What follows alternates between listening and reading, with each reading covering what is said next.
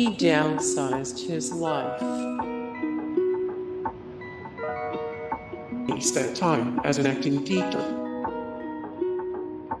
He spent time as an acting teacher. He played a lot of Dungeons and Dragons. He played a lot of Dungeons and Dragons. He made his directorial debut in 2012. He made his directorial debut in 2012. He took over as the voice of Shaggy for the Scooby-Doo cartoons. After appearing in the live-action Scooby-Doo films, after original voice actor Casey Kasem died in 2014, Lillard assumed the role. It's one thing to play a Shaggy in a movie, but it must be daunting to take over for an entertainment legend. Lillard put a lot of work into maintaining the legacy Kasem built for the character. He explained his process to Digital Spy. I would listen to a recording. I had 5 episodes of Casey on loop, and I would just mimic him the entire time. That's what really solidified the voice and the character, and carried me all the way through. He played a key part in Twin Peaks: The Return. In 2017's Twin Peaks: The Return, Matthew Lillard played the important role of William Hastings, an assistant principal with a knack for finding portals to alternate dimensions. He turned in a classically Lynchian performance that fit in seamlessly with the rest of the show.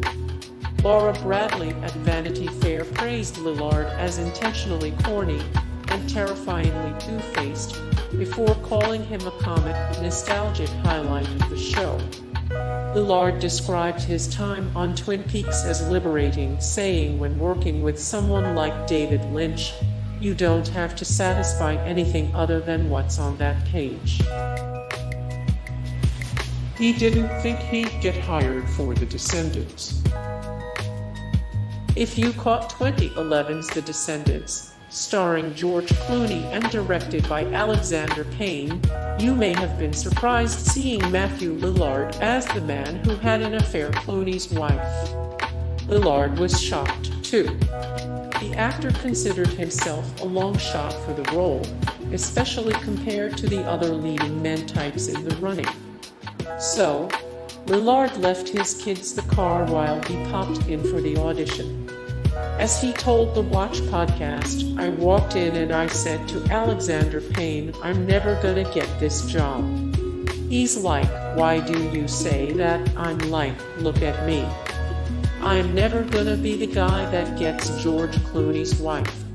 He's like, well, I have to go take my kids to this movie. Do you mind if we just do this fast so I can get out of here? It's like, yeah, great. And I audition. And it's like that's the best audition I've ever seen. Like, well, too bad I'm never gonna get this job. He turned down Dancing with the Stars. Actors late in their career commonly appear on Dancing with the Stars. And when Lillard was about to turn 40, he received an offer for a spot on the show. The actor knew joining DWTS would provide a good payday, but it could also close the door on his dream of becoming a great actor. Lillard told The Watch he had a come-to-Jesus moment, realizing he needed to stop living a bloated lifestyle and taking unfulfilling roles just for the money. He went almost a decade without appearing in a studio film. After he appeared in Without a Paddle in 2004, Lillard didn't act in a major studio release till The Descendants in 2012. He told Movie Line there just weren't many roles for a character actor his age. Character actors are becoming a thing of the past. They are just going by the wayside. They are just cutting through that caliber of acting. I think a guy like Philip Seymour Hoffman is one of the greatest actors we have right now, and I think he is like that guy. Paul Giamatti is a character actor that's funny and can do straight and serious. I think there are guys out there who transition into being stars. I mean, that's the hope, right? But I think nobody in their right mind gets into an industry like this and goes, you know what I want to do, be a second fiddle. I mean, maybe they do, I just don't want to be that guy who gets lost in the lexicon of Freddie Prinze Jr. Movies. He hated being Shaggy for a long time. In 2002 and 2004, Lillard played Shaggy in 2 commercially successful live-action Scooby-Doo movies. But in the decade after their release, the actor's relationship with the role changed drastically. He told Digital Spy when they first came out, "I thought that they were incredible." Lillard's feelings toward the films soured, though once his turn as Shaggy failed to generate bigger roles. The actor felt like he lost his street cred for doing a children's movie. But as he grew older, Lillard came to grips with the experience, saying, "I certainly am proud I did Scooby-Doo, and I don't know what I'd be doing if I didn't have that character in my life." His 40s brought on an existential crisis. Matthew Lillard's career didn't end in 2004, but not many saw his direct-to-video roles or TV guest spots before he popped up in The Descendants.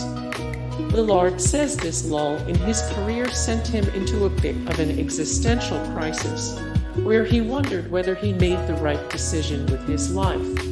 He told Movieline, "When it's hot, I don't think about it. When it's not, you're like, have I done something wrong? You go back and recalculate your own career. You think, have I done something inexcusable where I don't deserve a break, or I don't deserve that comeback? You know what I mean. Why are there guys out there who disappear who don't get a chance to come back?" He starred in one of the quintessential worst films ever made. At the end of an interview with Den of Geek, Matthew Lillard was asked about his favorite Jason Statham movie. As a man totally comfortable with his past work, Lillard chose In the Name of the King, a dungeon siege tale, a very bad movie in which Lillard co-starred. "Not only did we work with U-Ball, who in himself is a treat," Lillard said, "but I would go to work, and we'd have fighting practice and acting rehearsal, and it was like 2 weeks of warrior chaos. It was fantastic."